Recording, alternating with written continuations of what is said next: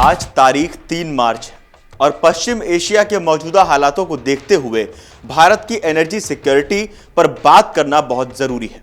Iran Israel तनाव और straight of Hormuz को लेकर जो अनिश्चितता बनी हुई है, उसने हर भारतीय के मन में यह सवाल खड़ा कर दिया, यह सवाल डाल दिया है कि क्या हमारी गाड़ियों का पेट्रोल और रसोई की गैस सुरक्षित है, और है तो कब तक। आइए इसे बहुत ही सरल भाषा में समझते हैं कि भारत के पास कितना तेल है और हम कितने दिनों तक बिना किसी बाहरी मदद के सरवाइव कर सकते हैं। आपको बता दें कि हम इस वीडियो में जिन आंकड़ों को साझा करने जा रहे हैं वो रिपोर्ट्स के आधार पर हैं। हालांकि भारत सरकार ने आधिकारिक आंकड़ा अभी जारी नहीं किया है, लेकिन भारत के तेल का खेल आपके लिए समझना बहुत जरूरी है। चलिए समझते हैं। रिपोर्ट्स को खंगालने के बाद जो जानकारी हम तक पहुंची है, हम आप तक पहुंचाते हैं। हमारे पास बैकअप कितना है, स्टॉक और सप्लाई।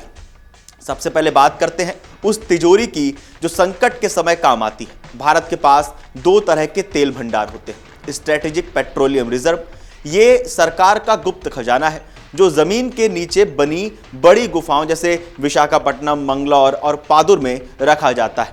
यह केवल युद्ध या महासंकट के लिए है। अभी यह लगभग रिपोर्ट्स के मुताबिक 10 दिन का बैकअप देता है। कमर्शियल स्टॉक, ये वो तेल है जो हमारी रिफाइनरियों जैसे रिलायंस, आईओसी, बीपीसीएल के पास टैंकों में और पाइपलाइनों में रहता है। ये करीब 64 दिन का स्टॉक है। कुल जमा पूंजी की अगर हम बात करें तो अगर आज विदेशों से तेल आना पूरी तरह बंद हो जाए तो भारत के पास अपनी जरूरतों को पूरा करने के लिए लगभग 74 दिन यानी करीब 2.5 महीने का कुल बैकअप मौजूद है, ऐसा रिपोर्ट्स में दावा किया जा रहा है। ताजा सरकारी सूत्रों के अनुसार भारत के पास इस समय कच्चे तेल और रिफाइंड उत्पादों का 25 से 45 दिनों का स्टॉक मौजूद है। इसके अलावा देश में एलपीजी का भी 25 से 30 दिनों का सुरक्षित भंडार है। डेटा एनालिटिक्स फर्म केपलर के मुताबिक अगर वाणिज्यिक inventory, underground strategic petroleum reserve और समुद्र में भारत की ओर आ रहे जहाजों के तेल को मिला लें तो भारत का स्टॉक करीब 100 मिलियन बैरल है, जो 40 से 45 दिनों की जरूरत पूरी कर सकता है। अब बात करते हैं पीर पॉइंट की। हालांकि ये सुनने में बहुत लगता है, लेकिन इंटरनेशनल एनर्जी एजेंसी यानी आईईए का मानना है कि किसी भी देश के पास कम से कम 90 दिन का स्टॉक होना चाहिए। हम उस लक्ष्य के करीब पहुंच रहे हैं, पर अभी वहां तक पहुंचे नहीं हैं। अब आप सोच रहे होंगे कि आखिर हमारा तेल आता कहां से है, ये पूरा तेल का खेल है क्या। तो भारत अपनी जरूरत का करीब 90% तेल, कच्चा तेल बाहर से खरीदता है। 2026 की शुरुआत में हमारी शॉपिंग लिस्ट कुछ ऐसी दिखती है। जैसे रूस की अगर हम बात करें तो ये हमारा सबसे बड़ा पार्टनर बना हुआ है। करीब 34% हिस्सा रूस से आयात होता है तेल का। सस्ते दाम और मजबूत दोस्ती की वजह से रूस से तेल लगातार आ रहा है। इराक और सऊदी ये हमारे पुराने और भरोसेमंद साथी हैं। इराक से करीब 8.8 लाख बैरल और सऊदी से 6 लाख बैरल तेल रोज आता है। यूएई और अमेरिका, इनसे भी हमारा व्यापार तेजी से बढ़ रहा है। खास बात, हमने अब अपना रिस्क बांट दिया है। पहले हम सिर्फ मिडिल ईस्ट या ये कहा जाए कि पश्चिमी एशिया पर निर्भर थे। अब रूस और अमेरिका से तेल लेकर हमने अपनी टोकरी में अलग अलग फल भी रख लिए हैं। अपने पास हमने ऑप्शंस बना लिए हैं इमरजेंसी सिचुएशन के लिए।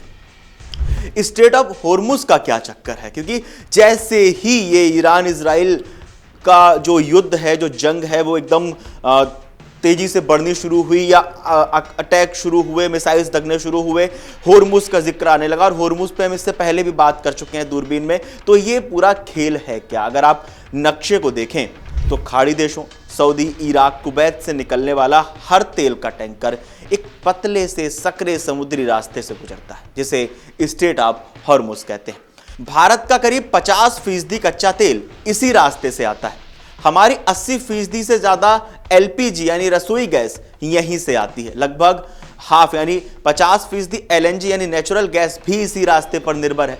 अब खतरा क्या है, अगर ईरान और इजराइल के बीच युद्ध और ज्यादा बढ़ता है और ईरान इस रास्ते को पूरी तरह से बंद कर देता है तो भारत की एनर्जी लाइफलाइन पर सीधा असर पड़ता हुआ नजर आ सकता है। तेल को फिर भी हम रूस या अफ्रीका से मंगा लेंगे, लेकिन एलपीजी के लिए हम बुरी तरह फंस सकते हैं, क्योंकि मिडिल ईस्ट या पश्चिमी एशिया हमारा सबसे बड़ा सप्लायर है। अब आप सोच रहे होंगे कि अगर युद्ध और लंबा चला तो आगे क्या होगा। ये सवाल हर एक भारतीय के मन में इस समय बना हुआ है। तो रिपोर्ट्स का कहना है कि 15 से 20 दिन के शॉर्ट टर्म झटके को तो हम आसानी से झेल लेंगे, लेकिन अगर बात महीनों तक खिंची तो 3 बड़े असर हो सकते हैं। एक तो महंगाई, इन्फ्लेशन।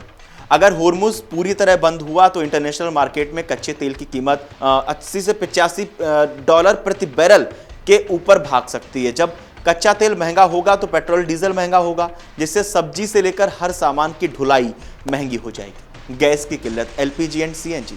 हमारा सबसे ज्यादा रिस्क गैस पर है। कतर हमारा सबसे बड़ा एलएनजी सप्लायर है और उसका सारा माल होर्मुज से आता है। अगर वहां रुकावट आई तो सीएनजी गाड़ियां और कारखानों में चलने वाली गैस की सप्लाई पर असर पड़ सकता है। रूट बदलना, रीरूटिंग। हमें तेल लाने के लिए लंबे रास्ते अपनाने पड़ेंगे, जैसे अफ्रीका के नीचे से घूमकर आना, जिससे माल भाड़ा बढ़ जाएगा और तेल पहुंचने में देरी भी होगी अगर होर्मुज पूरी तरह ईरान बंद कर देता है तो, और ये जंग और ज्यादा आगे बढ़ती है तो। आप सोच रहे होंगे कि भारत इस सारी चीजों को लेकर, इन सिचुएशन को लेकर कितना तैयार है, क्या कुछ तैयारी। तो रिपोर्ट्स के मुताबिक भारत हाथ पर हाथ रखकर नहीं बैठा है, हम अपनी ढाल को मजबूत कर रहे हैं। स्टोरेज बढ़ाना, सरकार अपनी रिजर्व क्षमता को 5.33 मिलियन टन से बढ़ाकर 15 मिलियन टन करने पर काम कर रही है। सऊदी का वैकल्पिक रास्ता, सऊदी अरब के पास एक पाइपलाइन है जो लाल सागर यानी रेड सी तक जाती है। अगर होर्मुज बंद होता है तो भारत वहां से कुछ तेल उठा सकता है। रूस और अमेरिका पर फोकस, हम पश्चिम एशिया या मिडिल ईस्ट से हटकर उन देशों से रिश्ते मजबूत कर रहे हैं जिनका तेल होर्मुज के रास्ते नहीं आता। सरल शब्दों में कहें तो हमारे पास 2.5 महीने का पर्याप्त स्टॉक है। हमने अपने सप्लाईज बदल बदल कर अपनी सुरक्षा सुनिश्चित की है। अब असली चुनौती लेकिन क्या है, वो तेल की कमी नहीं है बल्कि उसकी कीमत होगी।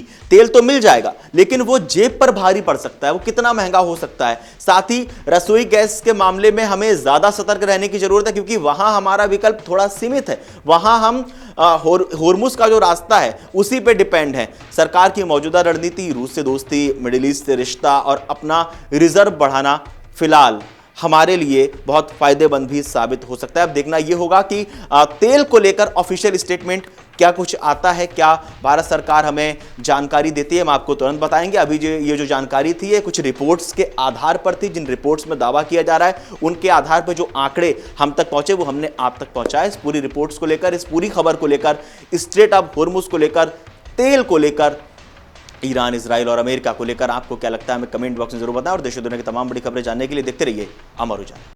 अगर आप ये वीडियो YouTube पर देख रहे हैं तो हमारे चैनल को सब्सक्राइब कर बेल आइकन दबाएं, और Facebook पर देख रहे हैं तो हमारे पेज को लाइक करें।